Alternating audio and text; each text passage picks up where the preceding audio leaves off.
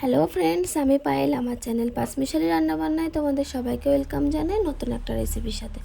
আজকে আমি তোমাদেরকে আইসক্রিমের একটা রেসিপি শেয়ার করব। দেখো, এখানে আমি হাফ লিটার মতো দুধ নিয়েছি, গরুর দুধ। সেটাকে আমি ভালো করে জাল করে নেব। দিয়ে একটু গরম হয়ে আসলে আমি কিছুটা পরিমাণ দুধ তুলে নিয়ে তাতে 1 প্যাকেট আমুল দুধ ভালো করে সুন্দর করে গুলিয়ে নেব। আমুল দুধ দিয়ে করলে স্বাদটা একটু বেশি হয় আর একটু ঘন হয়। এবার আমুল দুধটা ভালো করে গোলানো হয়ে গেছে। এরপর আমি ওটাকে পুরো দুধের মধ্যে দিয়ে অনেকক্ষণ জাল করে নেব। দুধটা অনেকটা ঠিক হয়ে আসবে। তারপর আমি পরিমাণ মতো চিনি দিয়ে দিলাম। দেখো, দুধটা আমি অনেকক্ষণ ধরে ফুটাচ্ছি, সুন্দর করে জাল করে নিচ্ছি আস্তে আস্তে। দুধটা অনেকটা ঘন হয়ে আসছে। বাটির চারিপাশে বোঝা যাবে যে একটু ক্ষীর মতো লেগে যাবে। দুধটা অনেকটা সময় ধরে জাল করতে হবে।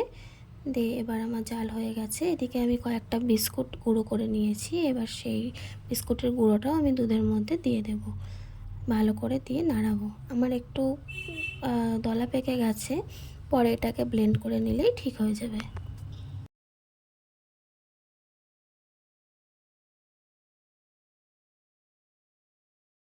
দেখো, আমি ওভেন থেকে দুধটা নামিয়ে নিয়েছি, দিয়ে অনেকটা ঠান্ডা হয়ে গেছে। এর মধ্যে আমি 2 ফোঁটা মতো ভ্যানিলা এসেন্স দিয়ে দিলাম, যাতে ফ্লেভারটা একটু ভালো আসে।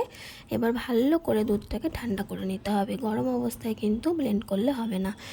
এবার ঠান্ডা হয়ে গেছে। আমি মিক্সি জারে দিয়ে দিলাম কয়েকটা কাজু, কিশমিশ দিয়ে দিলাম। কাজুটা আমার কাছে ছিল না বলে দিতে পারিনি। কাজুটা তোমাদের কাছে থাকলে কাজু আমন্ড দিলে আরও টেস্টি হবে। এরপর আমি দেখো আইসক্রিমের মোল্ড নিয়ে নিয়েছি, ভালো করে ধুয়ে পরিষ্কার করে নিয়েছি। এবার টেক্সচারটা অল্প অল্প করে প্রত্যেকটা কোপের মধ্যে দিয়ে দেবো। এখানে আমার 6টা মতো আছে, 6টা আইসক্রিম হবে এটার থেকে।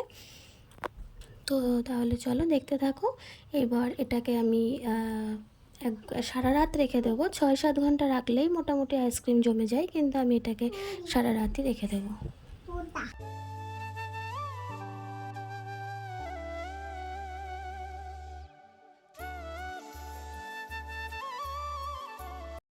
দেখো, আমার একটু বেশি বেশি ঢালা হয়ে গেছে, যার জন্য উপর থেকে উঠে আসছে। তো আমি ওটাকে ফেলে দিলাম, কোনো ব্যাপার না।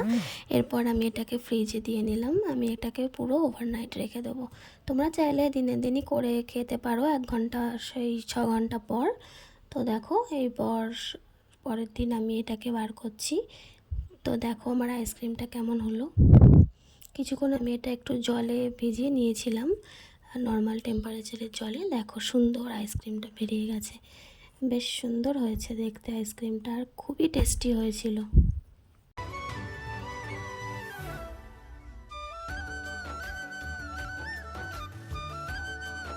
খুবই অল্প উপকরণ দিয়ে এই আইসক্রিমটা বাড়িতে তোমরা সবাই তৈরি করতে পারবে, আর খুবই টেস্টি হয়। তো বন্ধুরা, রেসিপি ভালো লাগলে লাইক, কমেন্ট, শেয়ার এবং সাবস্ক্রাইব করতে ভুলো না।